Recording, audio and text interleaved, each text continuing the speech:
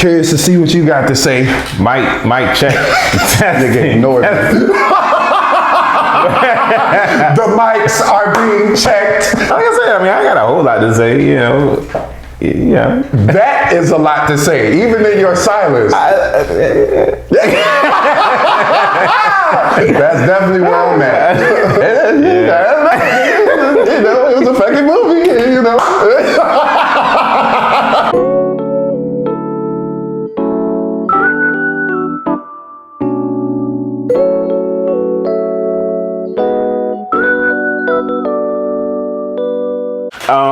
All right. Shit. I mean, hey, what's going on, y'all?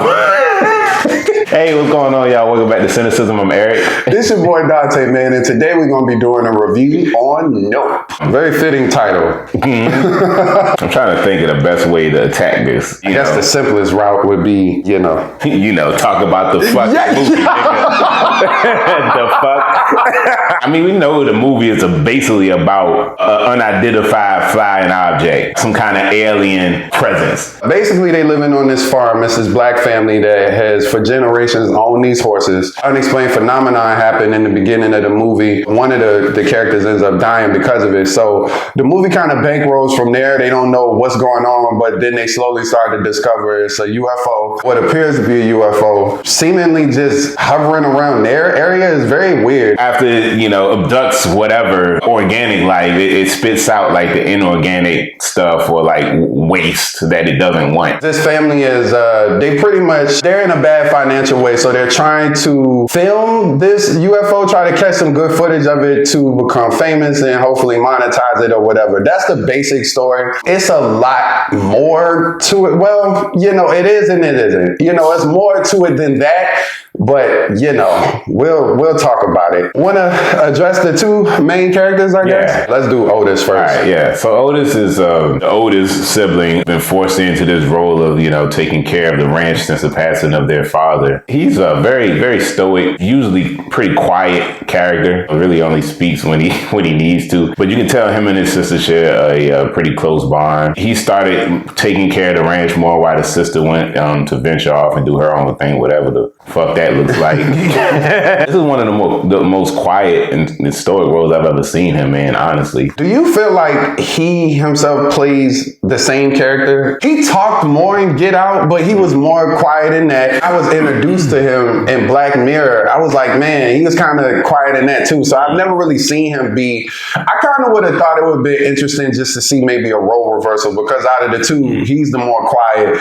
I don't know. I feel like he often plays a similar character in that regard. I can see that. But I guess the last thing I saw him in was what was the name of that movie? Where he played the historical figure. All right, so Judas and the Black Messiah, I agree. He did play a much different character in that movie. Mm-hmm. That's the most outside of what he usually plays that I've seen. So that's fair. That's actually a fair assessment. I forgot about that. It ain't a whole lot to him in this movie, honestly. Outside of him, like looking after his sister in the ranch, like she do most of the talking. Yeah. So, That is their roles. He's more of the person behind the scenes that knows how to run everything, but she's the face. So on to Emerald. So Keke Palmer. Yeah. I love Keke Palmer as a person. I think she's so great. But her acting, man, I feel the same way about Keke Palmer that I do about Kevin Hart and Tiffany Haddish. It's like I like them as people, but it's like their acting in movies is hit and miss to me, man, because they have a shtick, It's like a certain way of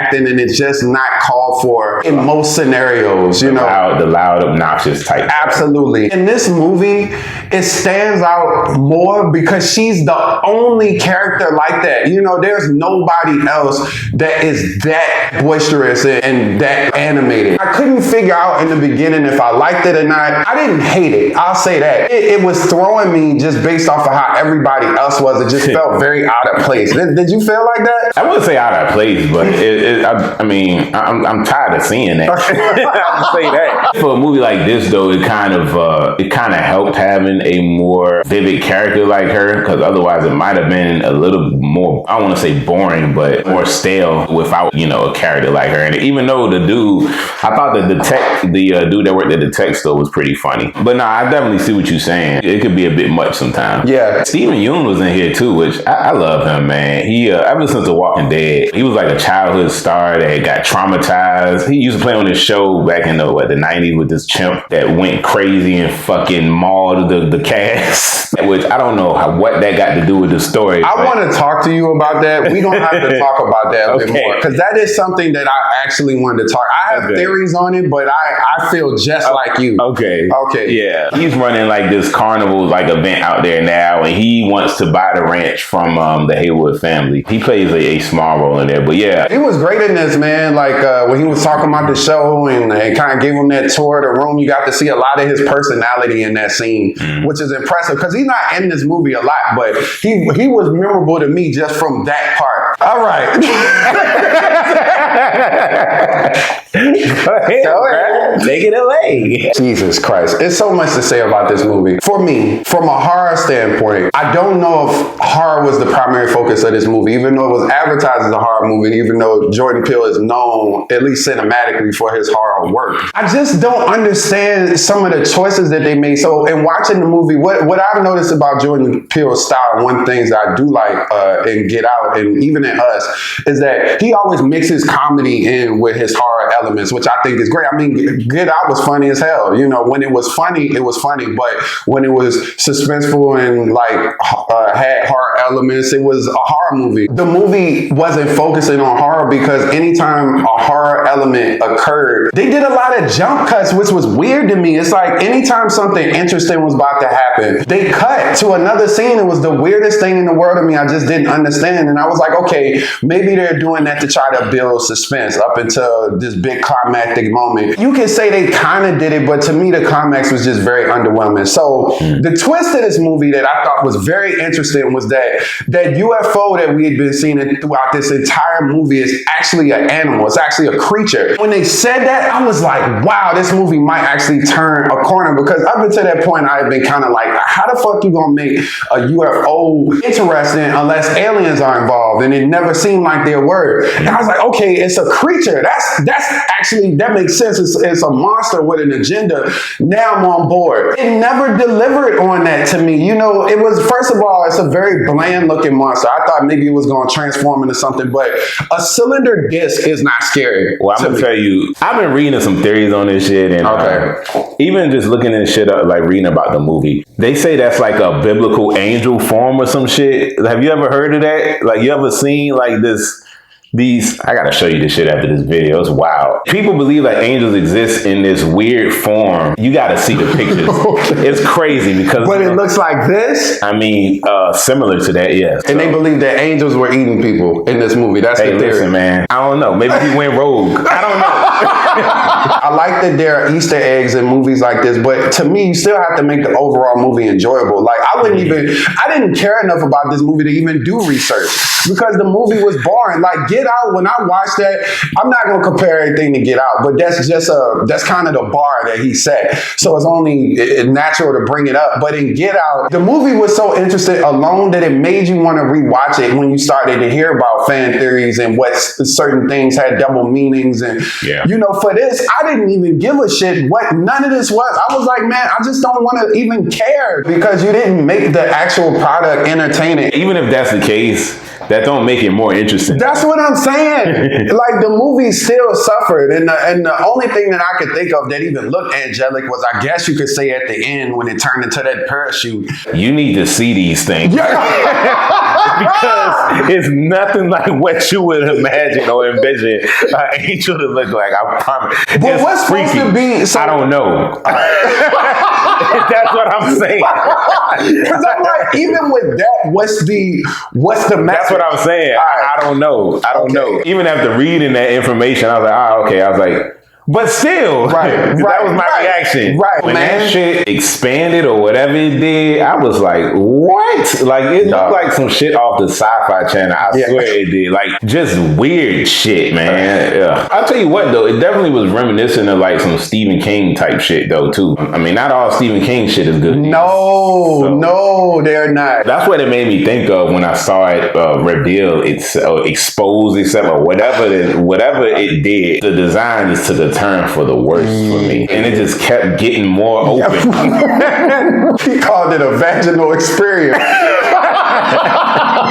Let's talk about Stephen Yeun's character in like his childhood and shit, and how it related to the story. I have two theories. One of them is that they put that in there to kind of speak to primal instinct. I think because they had a conversation about how you can't reason with these animals. Like, this thing is an animal and you can't actually tame it. You got to get into some type of an agreement with it. And I felt like that was the message, maybe, like in that maybe they did a misstep with that monkey, and because of that he snapped. The second thing is, what I was trying to figure out is if that alien existed back then and had somehow caused that monkey to freak out. Because remember when they showed that shoe standing up? I was like, is that because it's some type of, because this thing emits some type of a electromagnetic field. It's like it knocks out radio waves and all types of shit. So I was like, is that what they're saying? That this thing was there and it somehow caused this monkey to freak out? Because at the end, it looked like he snapped and then he kind of came back to his senses when he started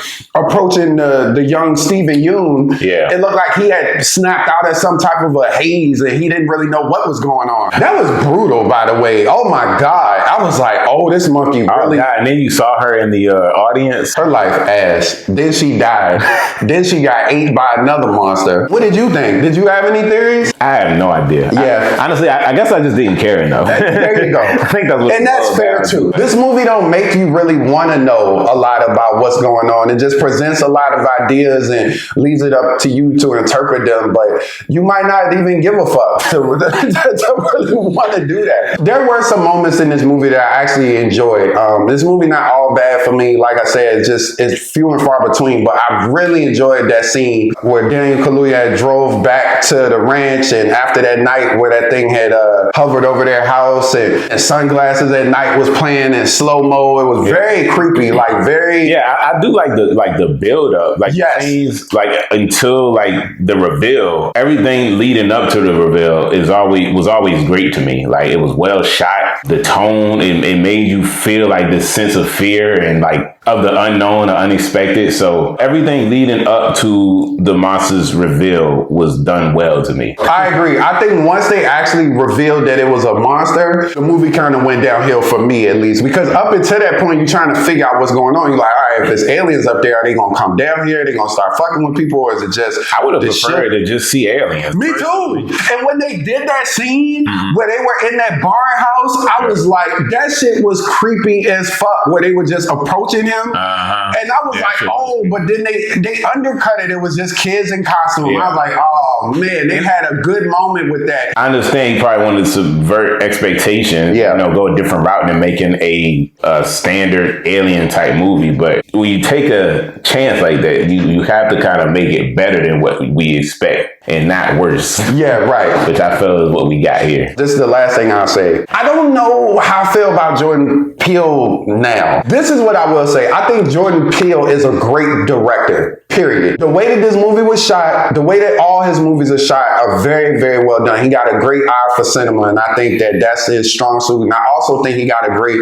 eye for suspense and horror. I just don't know if these movies are delivering. So Get Out, I thought was a masterpiece. I thought that movie was incredible. I saw it multiple times. It's so much you could take from that movie. Us. I saw Us one time. I thought it was okay. I didn't love Us, but I didn't hate it. I was kind of in the middle. I had no desire to rewatch it, but I thought it was interesting. It wasn't the movie I thought it was going to be, but it wasn't a bad movie overall. And then this movie is just lower to me, man. It's just, I feel like, I think sometimes people just peak too early. And I'm not saying that Jordan Peele don't deserve his accolades, because he definitely does, but I just don't know if he's being consistent. That's what I say, like as a director. I think, but that could be his goal too, because a lot of his movies are open to interpretation. It's really going to boil down to the people. I can't draw a hard line in the sand and say that Us is bad or this is bad. It really just kind of don't depend on what you're looking for here. He always, for better or for worse, makes projects that get people talking and speculating, and I do think that that is a talent. I say this with no comedy. Hate is often like misconstrued. Like when I think that hate and love are two really powerful emotions, and if you can make somebody feel either of those, that's pretty impressive, because you think about how much movies or music you hear or see that you don't remember at all. It's like it had no impact on you. Right. So for you to say, oh my God, I fucking hate that movie, or I fucking love that movie, it's something to be said either way. What you're saying is that you remember it. Mm-hmm. Whatever you hate or loved about it is stuck with you. So I guess I say that to say that this movie got memorable parts. I just don't know if I enjoyed what I remember. So no, there were aspects of this movie I enjoyed. Some of the cinematography was great. The way that some of the scenes were shot, I thought was pretty cool. Like it's definitely some memorable shots in here. It's just one of those movies. It's like I've seen it once and I just really don't have any intention of watching it again. Not to say it's horrible. It's just, I guess it just didn't stick out enough for me to want to revisit it. I think overall I'm gonna give Nope it's a 5 for me, man. It wasn't anything special. I know people theorizing and there's some maybe some things I could have possibly missed, but that's probably because I just didn't care. I think Jordan Peele is incredibly talented as a director. He has a way of drawing you in. It's the way he shoots things, the imagery. Like I thoroughly enjoy it. For better or for worse, I did enjoy that this movie tried to do something different. Like I can always appreciate that about Jordan Peele. He never does the same thing twice, which I enjoy. I think taking a chance is something that more people should do. But the thing is, when you take chances, that either is or isn't going to resonate with people. And this movie just didn't hit it for me, man. I didn't hate this movie by no means. I thought the acting was cool. It's suffering in a lot of the areas that would make it memorable for me. I didn't think the main antagonist was memorable. I didn't think a lot of the protagonists were really that memorable, enjoyable for me at least. It's just not a lot delivered on the suspense, horror, thriller element, whatever you want to call it, in my opinion. I'm going to give this movie a 5 as well. It's going to really be something that you're going to have to see in order to determine that if you like it, because I can't really describe to you how unusual this movie is. Unusual is a bag that's not for everybody in general, but this movie even goes a step beyond. It's a little unusually unusual. So take that as you may. And I like weird. I like sci-fi, but it has to be, you have to stick the landing, and I just didn't feel like this movie did that for me. All right, y'all. Thanks for tuning in to our review of Nope. Hope y'all enjoyed it. And as always, don't forget to like, share, and subscribe to our channel. If you have any suggested reviews you'd like to see us cover here, please drop a comment below. Absolutely. And if you guys have seen Nope, please let us know what you thought. How do you feel about Jordan Peele as the director? What's your favorite Jordan Peele work thus far? What's your opinion overall of this movie? Did you love it, hate it, indifferent? We'd like to know that as well. Yes. We appreciate y'all, man. Thank y'all. Peace.